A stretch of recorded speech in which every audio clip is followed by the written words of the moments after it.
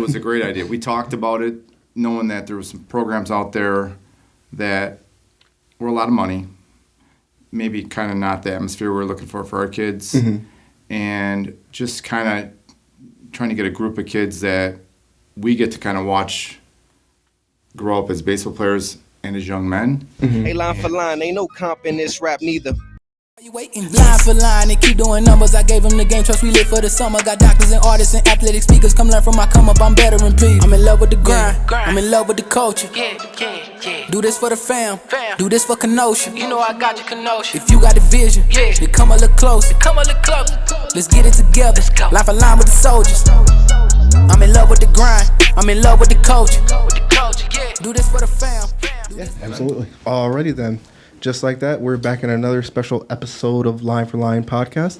I have two very special gentlemen in the building. Before I let them introduce themselves, I'll tell you guys to hit the like button, hit the subscribe button, leave an interactive comment for me and my guest. Just like that, we'll let these young men introduce themselves. Young is comical, but my name's Brett DeRoos. I run the Kenosha Nationals baseball program here in town, and Bob is... Yeah, I'll let him introduce himself. Bob Schess, I actually help Brett DeRoos coach with the Nationals as well. All right. So we'll always do the cliche thing. Just tell us a little bit about yourselves, how you got started, where you guys from. Sure. I grew up in Antioch, Illinois, so just over the border. Was a wrestler my whole life. My dad was my coach my whole life. So, and he used to volunteer and coach all around the country. You would never see him in the summer because he was gone doing that. Bob and I actually met at Little League. Our kids were 7, got put on the same machine pitch team, and kind of knew each other from there. And then when our kids were 11, I got asked to coach the 11U national travel team for Little League, which is kind of the B team of the travel teams. Bob, his kid was on it. I asked him, I know Bob was always a great baseball player, and asked him to help me. And that's kind of how we started. 11 and 12, we coached the Little League travel team. And then after that, they were all aged out of Little League looking for a place to play, trying to figure out what we were going to do. Had a cookout at my house. They served me a few too many cocktails. And next thing you know, the Nationals was born. They talked me into starting my own program just because we had a great group of kids and a great group of parents that were going to support it. So. Gotcha. And you, sir, just tell us a little bit about your start, your claim to fame. Well, lifelong Kenoshian. Like Brett said, my dad was also involved when I was little, but back then our dads worked a lot more. I know my dad wouldn't be available to do what me and Brett do for our kids in terms of being at all the games, practices, and that. Therefore, but like Brett said, when we started Little League, we met when the kids were like 7, and then obviously in Little League we were kind of coached against each other.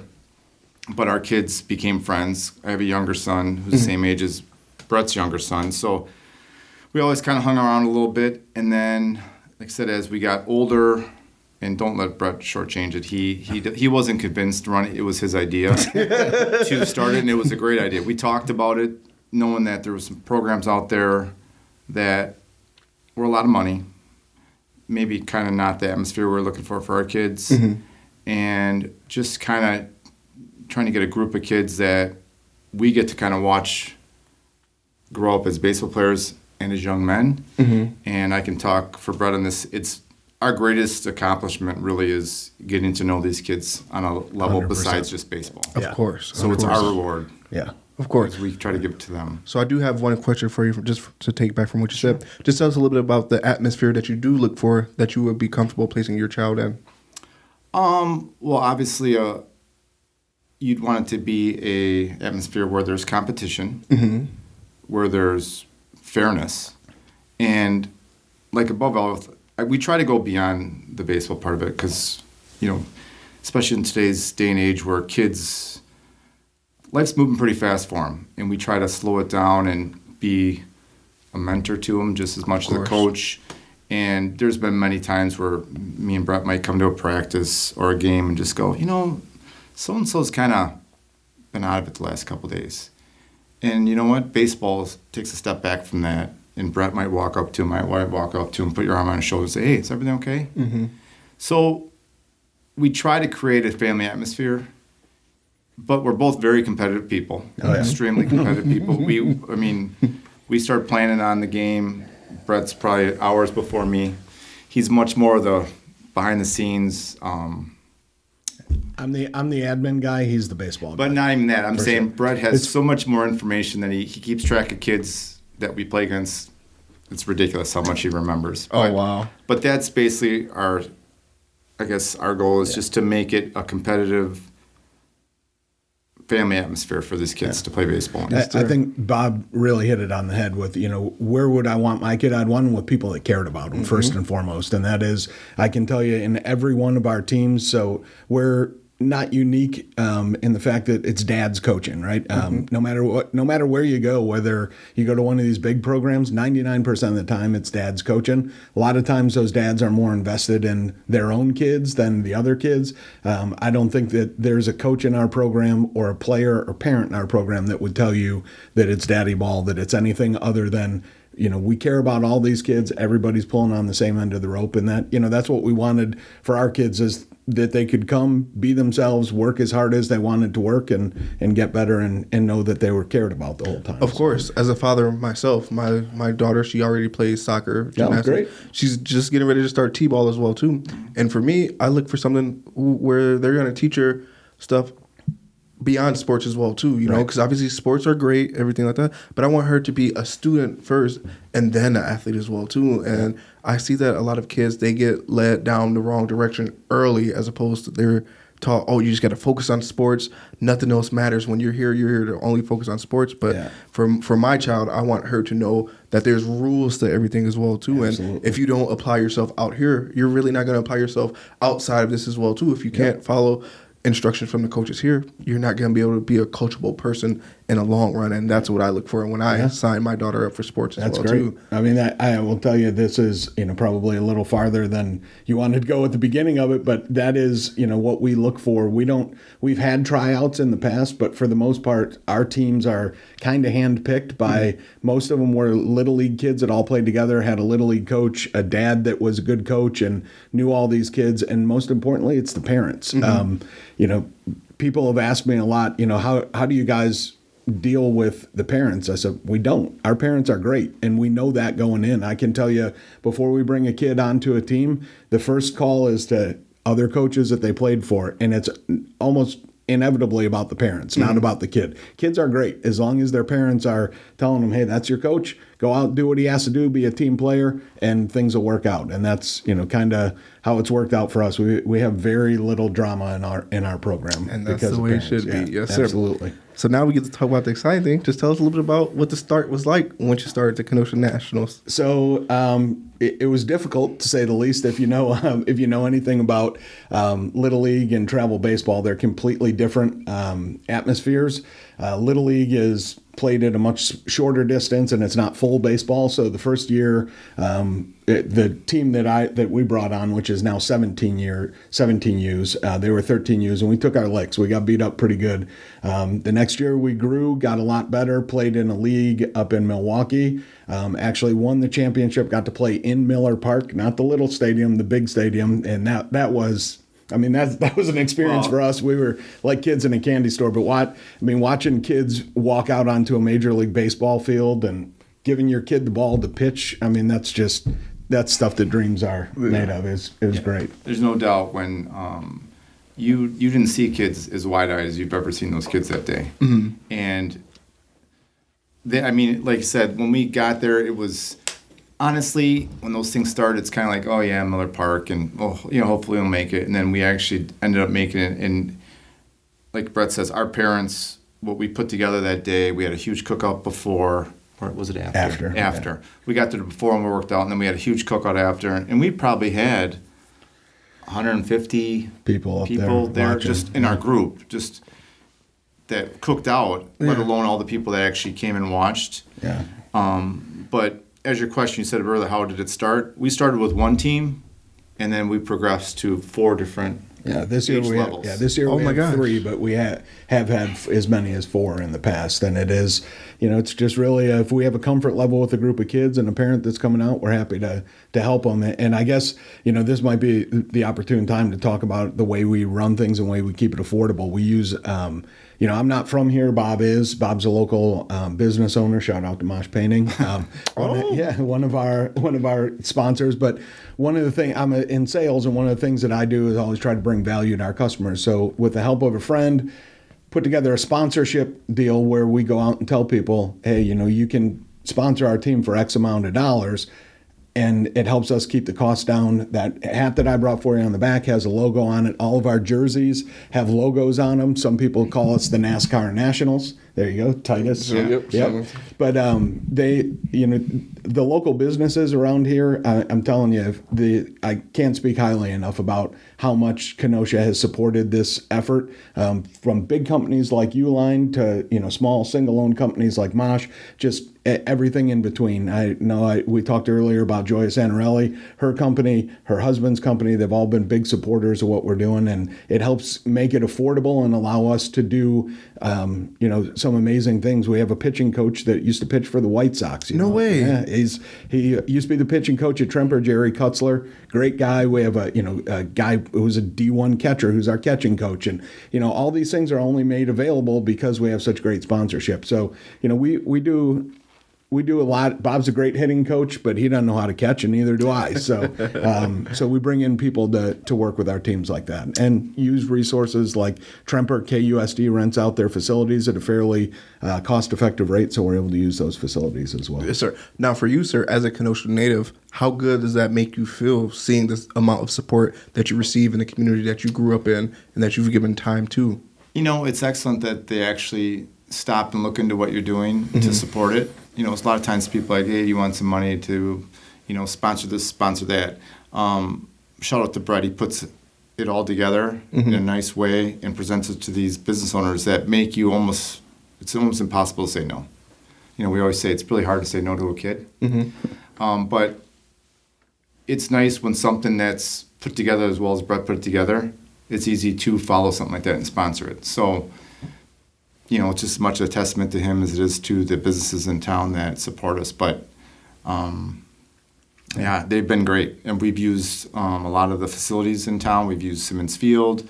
We've used That's Carthage. the Kingfish, right? Yeah. So the Kingfish is another great example. We go over there and we do a spring cleanup as a group every year, and they reward us by giving us 4 to 5 games a year. I mean, that we get to use the PA announcer. We have sponsor nights there. We haven't had one since COVID, unfortunately. This year we'll change that. But that's a huge thrill for those kids that didn't get the opportunity to play at Miller. You walk out on there. That's a real baseball field and a real stadium. That's a great experience for those kids. So now, you as an Illinois guy, how does that make you feel to get the support from the Kenosha community, even though they probably look at you as a Bears fan? Absolutely. Those Wisconsinites, they do not play about their Packers. That is true. So I grew up, like I said, in Antioch, Illinois, just on the other side of the border. I tell this to everybody. I grew up making fun of Wisconsin my entire life. I wouldn't move out of Wisconsin back to Illinois for anything. It's been a great experience for us up here. My kids have, done really well in the schools that they go to. But it's been great. And like I said, I didn't know a lot of these people. I've met a lot of the business owners through starting the Nationals, and they've just been. I can't say enough good things about the support that they give us. And I honestly don't think we've ever had somebody sponsor us and never come back year after year. Oh wow! We give them. We hope to give them their money's worth. We have banners, we have tents with their logos. They get social media shout outs from us and names, depending on how much they spend, names on uniforms or hats. And, kids walk around town in their Nationals jerseys and their Nationals hoodies that, say Wisnova Dental on them. And, it's good advertising for those guys. Of course. Now I hope I do hear 2 different answers from you guys. But what would you say is the piece of advice that you would give to your players that you want them to instill with them even outside of baseball?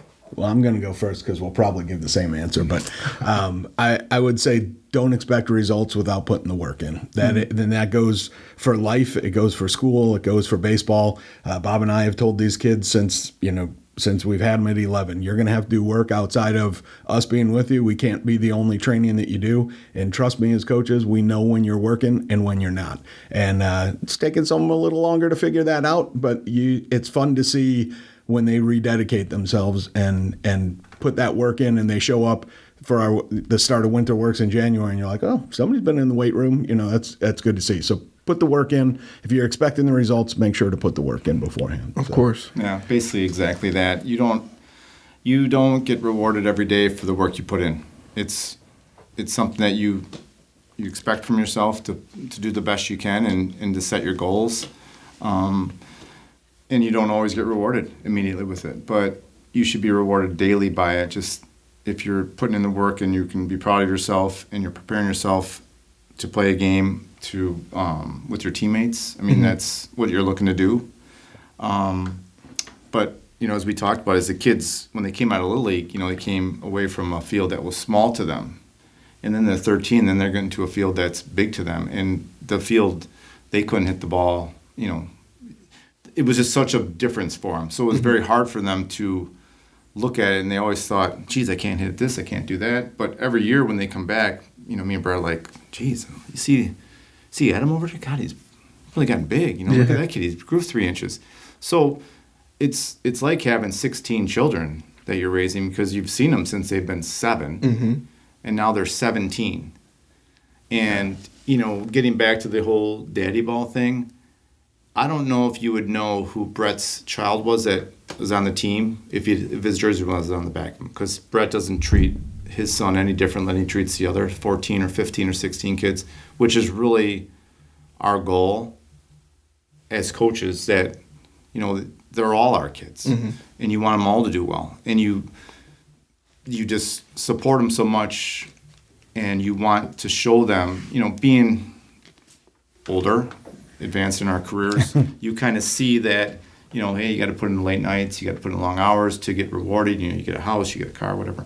These kids are still, they're on their phones. They're, everything's so instantaneous to them that you just got to sometimes put all that stuff down and just get hard work. And as Brett said, all the kids on our team, you can see how much they've grown every year, how much stronger they get, how much closer they get as a group, which makes us happy.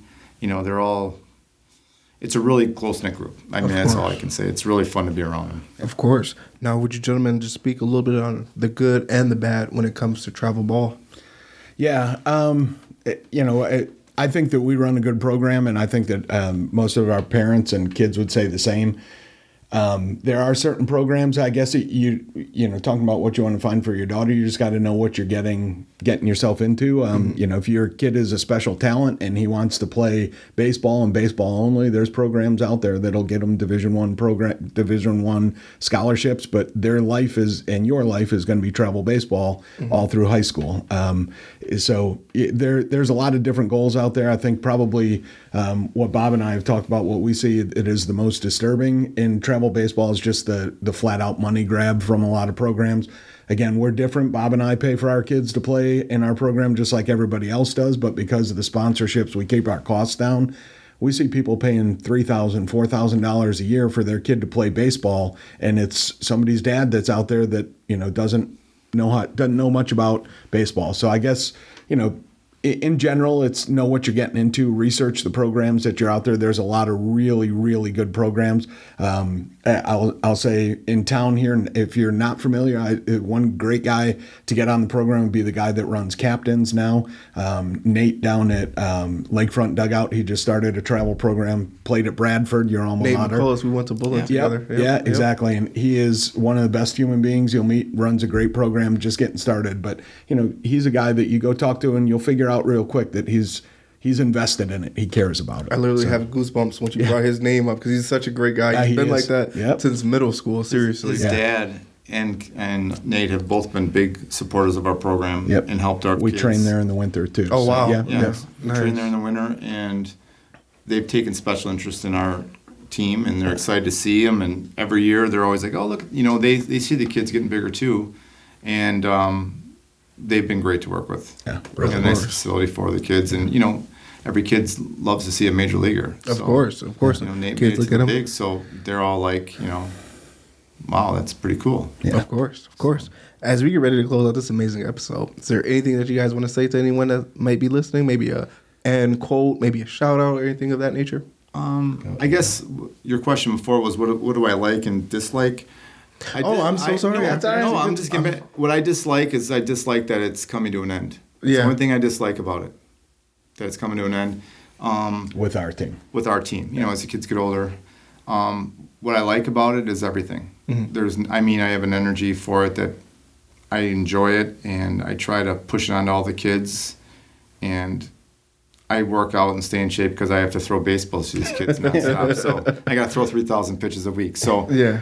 it's just it's bittersweet to say the least. But I guess if I'm going to give a shout out, obviously our sponsors, huge thanks to everybody. There literally is too many of them for me to name.